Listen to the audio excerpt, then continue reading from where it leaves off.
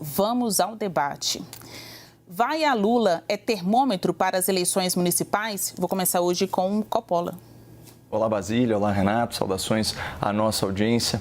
Bom, a vaia é uma demonstração explícita de descontentamento, que nesse caso sinaliza perda de sustentação política e queda de apoio popular. Então, mesmo abrindo os cofres do Tesouro, como nunca antes na história desse país, o Lula não consegue atender às expectativas nem dos políticos, nem da população. Vale lembrar que o governo Lula mais que dobrou o empenho das emendas parlamentares e aumentou as emendas PIX para os municípios, aquelas formas especiais de transferência, em mais de 500%. E ainda assim, de forma inédita, ou pelo menos de forma atípica, o Lula foi vaiado aí por inúmeros prefeitos em uma solenidade oficial. E foi vaiado por prefeitos que jamais se atreveriam a materializar a sua insatisfação de forma tão vocal se o Lula ainda gozasse de boa aprovação popular. Contudo, não é isso que apontam as pesquisas mais recentes. Segundo aqui a MDA, para cada pessoa que considera esse governo ótimo, há 2 outras pessoas que consideram esse governo péssimo. Já segundo a Quest, a desaprovação ao governo Lula disparou quase 20 pontos percentuais desde o início do mandato. Assim, do ponto de vista estatístico, o Lula de hoje não passa de uma sombra do líder que ele já foi um dia. Olha só essa manchete do portal G1, de 16 de dezembro de 2010.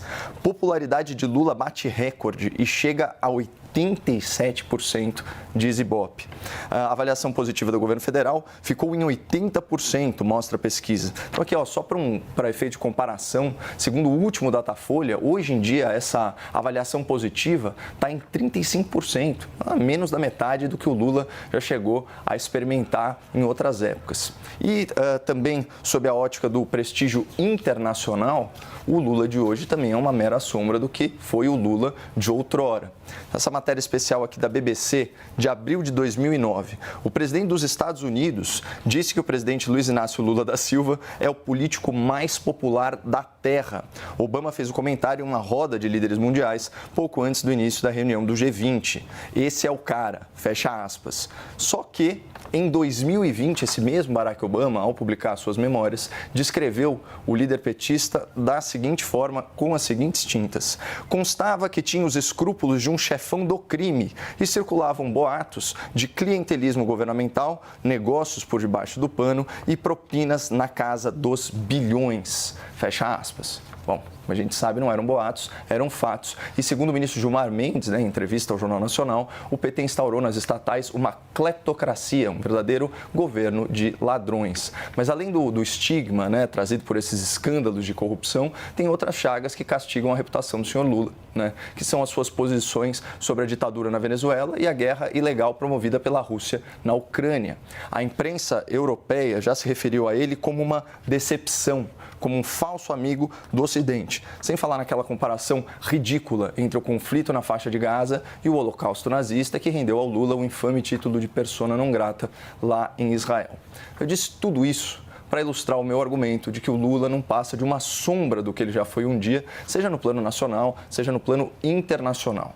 Hoje, o Lula lidera um governo desaplaudido pelo povo e desprestigiado pela classe política, como nós vimos. Daí as vaias nesse evento com os prefeitos.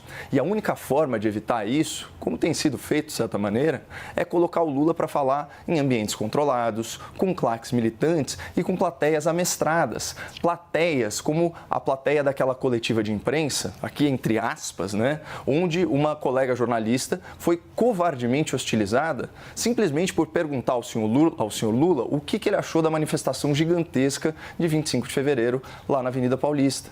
Então, nesse universo paralelo do lulopetismo, quem critica o governo ou quem questiona o presidente merece ser vaiado. Enquanto isso, no mundo real, é difícil imaginar o Lula cruzando uma esquina sem ouvir algumas verdades e sonoras vaias.